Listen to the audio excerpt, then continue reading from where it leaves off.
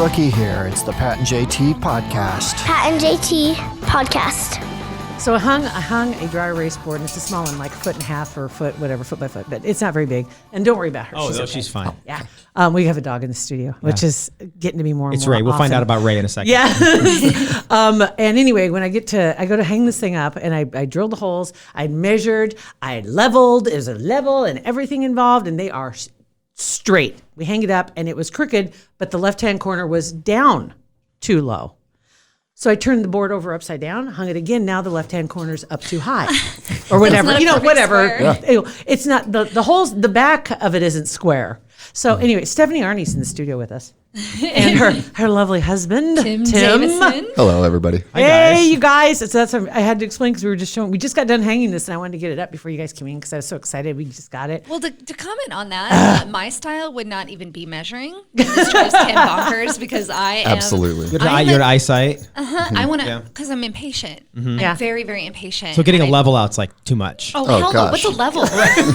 You know, I had my level, my measuring tape. What's I was a like, level? he's No. standing behind me watching, and I'm like, look at this. This is exactly level. Look at this. I was so excited, so proud. And then I hung it up, and I was like, holy crap, that's awful. that is good enough. Good enough, right? Good Thank enough. you. I love it. If only I could carry that on to everything else in my life. I'm never good enough for anything else, but little things like that, I'm like, that's fine. And Tim's like, that is supposed to look like a square, and you have it hung up like a diamond. Like, what the hell's wrong? Whatever. It's good enough. That's what I honey. said. The same thing. Like, if we can't figure it out, let's hang it by one screw, and it's a diamond. And it's a Yep. diamond. Yep. And we It's may fine. still do that. Yeah, such is life, right? We just got to move some things around. The fact that you guys are Okay. even in studio today with us is crazy because I just sent Stephanie a text yesterday like, hey, can you be on our podcast? Thinking you guys would 24 hours Skype ago. in from wherever you were in the world at the time, thinking it's somewhere on some island or whatever.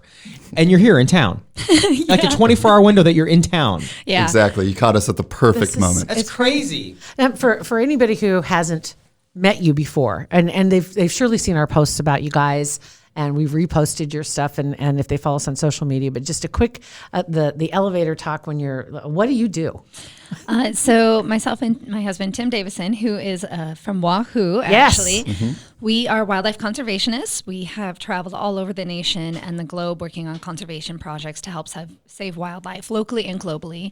I have done a lot of work overseas and that somehow got myself into film. And in 2013 became the host of Mutual of Omaha's Wild Kingdom. Did that for 5 years. And that's how you guys met, was through that whole process of trying. You guys are both going for the same gig. Exactly. Yeah. She beat me. And then she hired you. Yeah, that's right. Yeah, that's right. I hired him as my husband. I hired him as my website developer, the filmmaker, and obviously we have the same passion, different skill sets, and it's been really lovely. We've gained a lot of skill sets together and learned a lot from each other, and it's been a very interesting 5 years. Very fantastic and exciting, but also I can't very believe it's been challenging as well, too. 5. Yeah. Are you guys still living in your tiny house? house. I mean, you did on the tiny house tour for a while all over the country, and now it's kind of in a more fixed location. Are you still going all over the place? Yeah, we've been stationary for about a year and a half now, but still live in the tiny house. It's been a little over 3 years in the house. When you say tiny house, how tiny? Pretty tiny. Well, we thought it was 200 square feet forever, but I guess it's like 170 or 180 square feet. I thought it was 5'9" until I married somebody who was 5'9", and I'm way shorter than she is. So I get the size forever. I'm like, I'm 5'9". She's like, no, you're not. No, you're not. That's one of the funniest Dang things it. I've heard in a long time. So we met in the contest, and we did 5 years with Wild Kingdom, and in the meantime, Tim was painting and doing YouTube videos.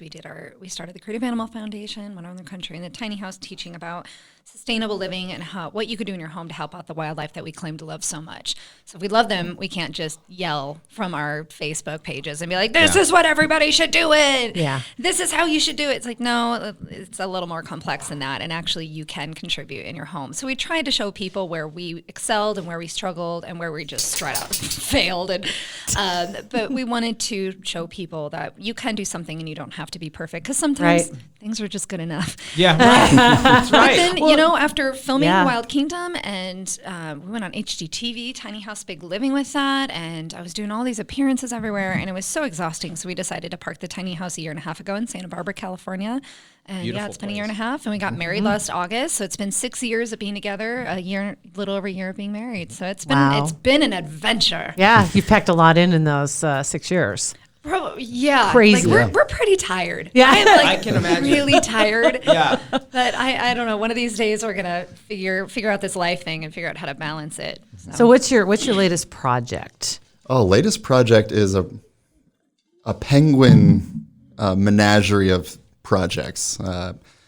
Earlier this year, we went to South Africa. I followed your guys' stories when you were there. You did. Incredible. Oh, It just Yeah. looked, It it was looked an like, experience. and you could tell on, knowing you guys, like we know you guys, you could see that in your faces, you guys were like truly enjoying, like you were in your element in those Yeah. pictures. It was pretty awesome to watch. we were definitely in our element, but it was heartbreaking in a way.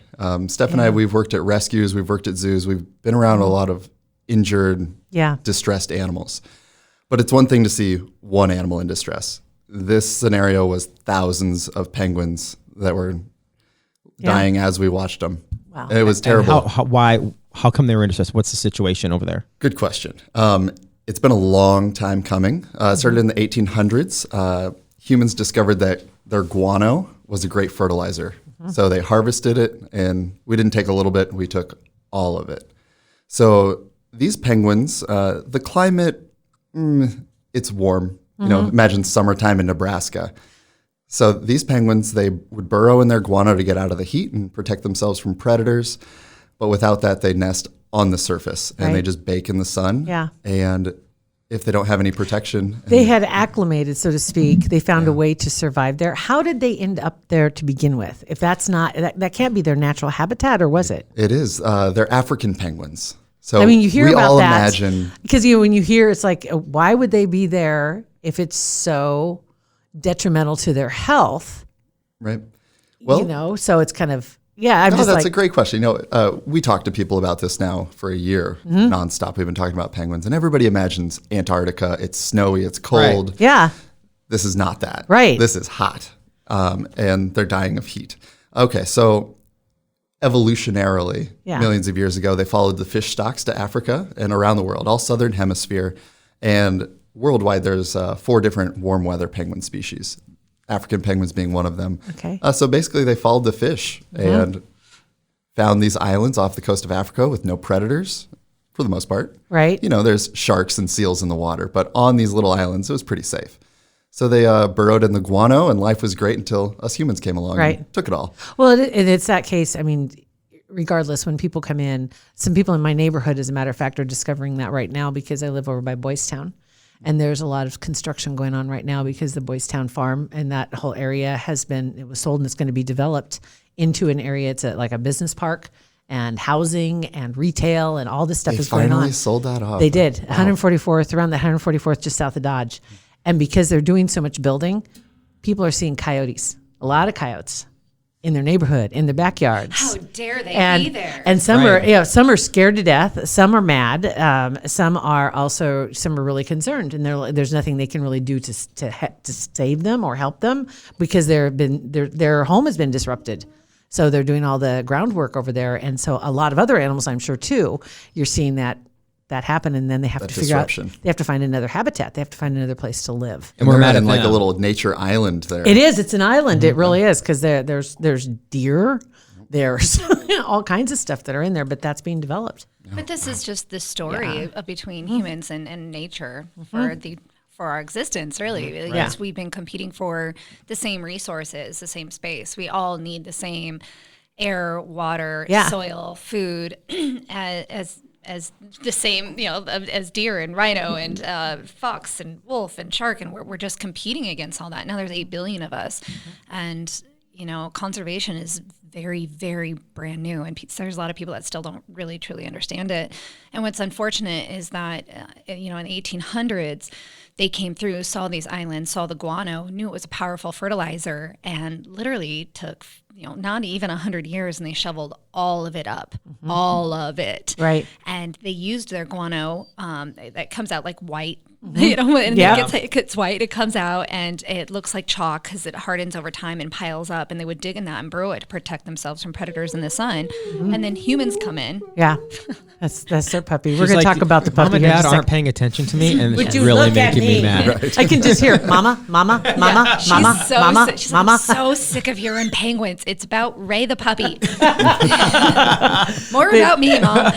You are right though, as far as, and I'm sure when they came in and they discovered this, it was like finding gold.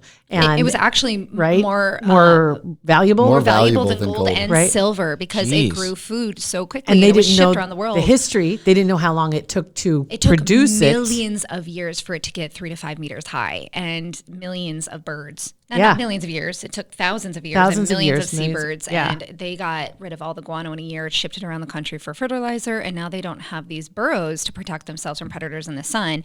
So now they're sitting in the heat. And like How long Tim has this been said, going it's on? Like over 100 years. years. These birds every day right now, Yeah. they're not probably right now, depends on when this airs. In South Africa, they're sitting in the heat. And when it's 95 degrees, they can There's nowhere to go. they and they're sitting on their chick. Their instincts are do not move, do not leave. Oh so my some of them gosh. will die of heat stroke on their egg or chick. Yeah.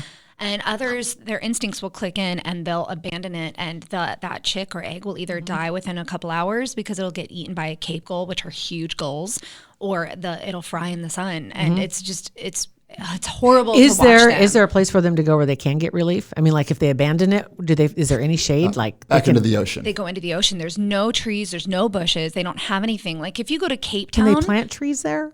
they won't stay because it's just there's a lot of ocean storms there Okay. that are really intense, Yeah. and it's at There's a sea reason- level. How the reason big? why. How big are these islands that these the The penguins ones are on? we're talking about, I think it's 40 acres or so. So they're very Wow. small. Very small. Very Wow. small, and they But- are at like if there's a storm, sometimes the water comes up onto the island and it crashes, and so nothing can live there. There's Yeah. no really any protection. The only thing that's there are these are penguins and gannets, which are another endangered flying bird though that dives into the water to get the fish. Oh, sure. And so, yeah, unfortunately, if you take away their guano, and that really hurt their population dramatically. And then humans started stealing all of their eggs and calling them a delicacy. Sure. And then we had oil spills all the time, and plastic pollution.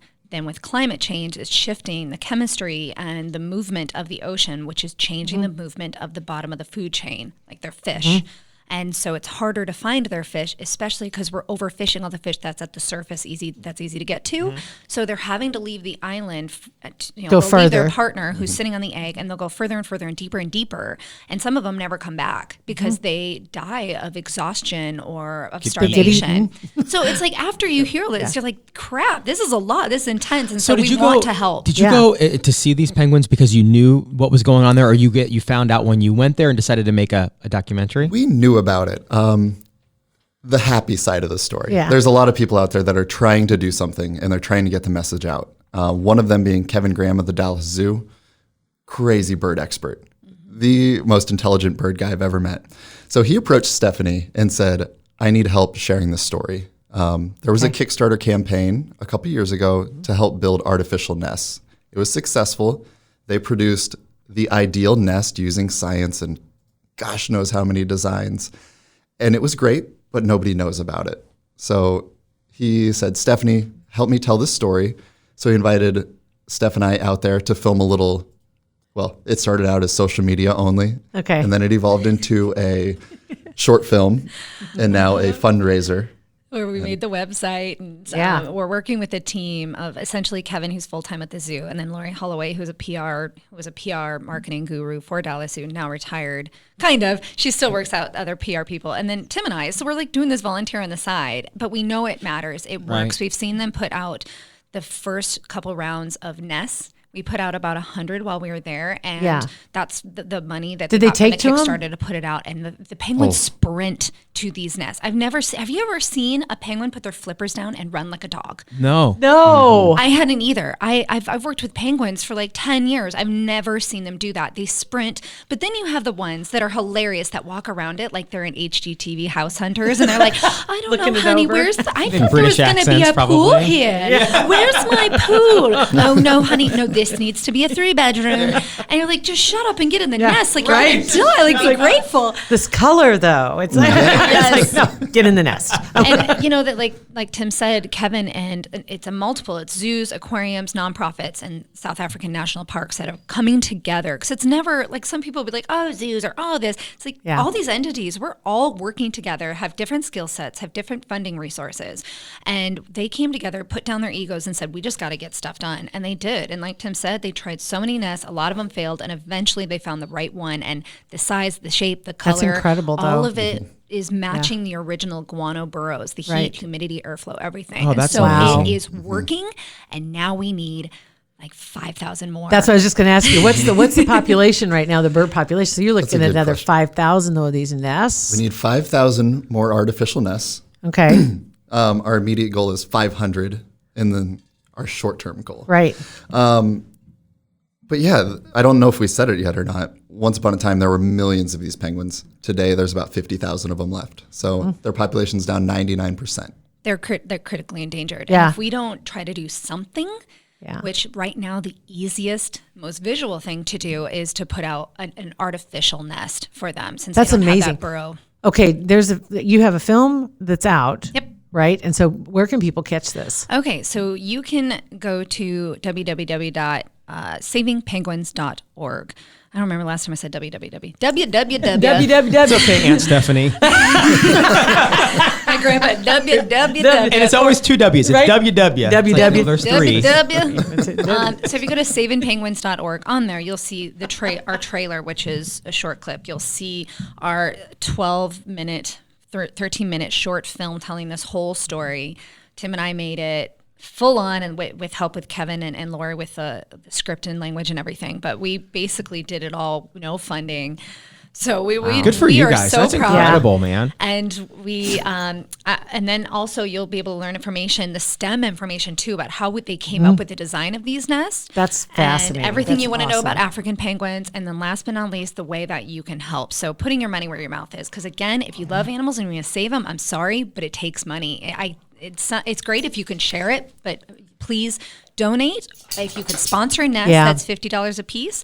Or you can buy the only organic, sustainable stuffed animal penguins on the planet right now. Really? Yeah. So each We are had to 20. make sure they were sustainable. Right. Yeah, for sure. Absolutely. Each are $25, and we get Half of it We get goes half of it directly now. to the project. Oh, that's a big deal. That'd be a Nobody's great getting paid Christmas here. present. And the fact these Absolutely. nests are only $50 a piece. Right. Yep. To sponsor one, that's I thought Yeah. it'd be hundreds Right. of dollars. Well, that's the thing about conservation is they could easily have been hundreds of dollars. If this was some sort of pitch for some government thing, it would be, would have right? been, But it's not. These are conservationists doing something on the side. And so Right. they have to come up with not only the artistic and this engineering that they put into designing this nest, but they also had to make it as cheap as possible and as durable because of the storms and Yeah. everything. Have to find the perfect storm. Yeah. Oh, yes. All right. So you've been going to schools. I know that. And I know a lot of teachers listen to our podcast as well. So I'm sure that there's a way that schools can get involved. Absolutely. We've done about 15 pilot programs already all over the Midwest. And that's kind of me and Tim's way of hopefully making some of our resources back for our energy. But of course, some of the money will also be, contributing back to the NEST program. So if you want to book us to speak at your school physically in an auditorium, preferably, the more the merrier is preferred, or a Skype presentation we can do as well. You can email us at, you can visit creativeanimal.org or just find stephaniearne.com and reach out to us on social media, and we will help book that for you. And you're on Curiosity Stream too, right? Yeah, Congratulations to that. That's Thank awesome. you. Yeah, that's a big deal. Very I'm cool. the new ambassador for curiositystream.com. And for everybody that's listening, you get a free month. Just go to curiositystream.com/Stephanie. That's with a PH. And I'm sure you guys have notes that you can share. Yep. Sure, yeah. And that's 30 days for free. It's an incredible channel. It's a ton of It is. It's nonfiction science documentaries and Yeah. series. And hopefully one day I'll have my own series on there. So we'll see I how it hope goes. so. Yeah. I hope maybe it'll be a series about Ray. Maybe. Okay. So we've got about 2 more minutes of your time because you guys are jam-packed. You got to head out. Coming to Omaha Yeah, for we Hot gotta go. 24, you got a year book solid. we caught you guys on the tail end of this and so thankful to get some time with you. Want to thank Kugler Vision for being a supporter of our podcast. Go to their website. It's kuglervision.com. That's where you can also get yourself signed up. just to go in for that first consultation. And that is probably the best gift you could give yourself this time of year, just to go in for the consultation and get a baseline and find out where you are right now and what your possibilities are if you're thinking about getting rid of your glasses or your contacts. And just your eye health isn't the only thing they're looking for. Seeing something in your eyes could be a tell on something else that's going on inside your body. So it's very important for your eye health. And if you want to get that correction that lets you see as good as you possibly can, you definitely need to get that consultation, but also to get that baseline, and maybe they could see something else that's going on inside your body as well. They're the best in the state, without a doubt. And when they ask you, tell them you heard it on the Pat and JT podcast. You brought in Ray, and what is the deal? Oh gosh! First of all, so sorry to everybody that's listening. If you hear a collar rattling in the background or a growl, Ray's been our dog for now 2 years. She was actually handed to us from a guy on the street in Fort Worth, Texas. We were on the tiny house tour, and we were actually getting some welding done on our house. As one does. Right. Drop the house off at the shop. To get it welded, yeah. And a guy saw Creative Animal Tour painted on the side of the house, and he thought that, you guys are a rescue. Can you take this dog? And no leash, no collar, full of fleas, full of worms. The guy barely spoke English, but he explained that he brought her up from Mexico for a girl he liked. Her dog didn't like the puppy, so he was just walking around trying to give her away. Trying to get her a home. And I was like, what are you doing? Give this dog to me. And I held the dog. Yeah.